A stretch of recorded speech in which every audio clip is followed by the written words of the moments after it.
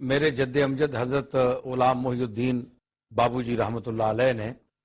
قیام پاکستان میں بہت اہم کردار ادا کیا۔ حضرت خواجہ نظام توسوی رحمۃ اللہ علیہ نے، پیر صاحب مانکی شریف نے، ان مشائخ نے یعنی ابھی تک وہ تار میرے پاس موجود ہے جو میرے دادا نے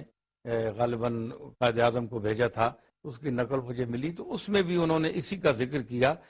کہ پاکستان کے بننے کا مقصد کیا ہے، ہم نے کیوں لیا ہے، کہ اس میں اللہ اور رسول کے احکام کا اجرا ہو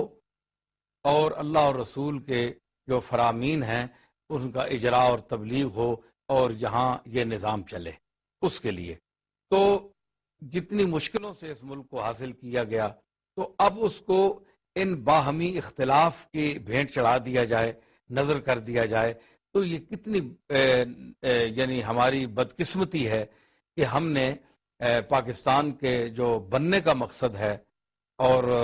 الگ خطہ جو ہم نے حاصل کیا ہے، جو حضور علیہ الصلاۃ والسلام کے مخصوص غلاموں کا ایک خطہ ہے، عشاق رسول کا ایک خطہ ہے، تو اس قسم کے لوگ درمیان میں اچھل کر آ جائیں اور اس کو برباد کرنا چاہیں تو ایسی حرکتیں اچھی بات نہیں ہے۔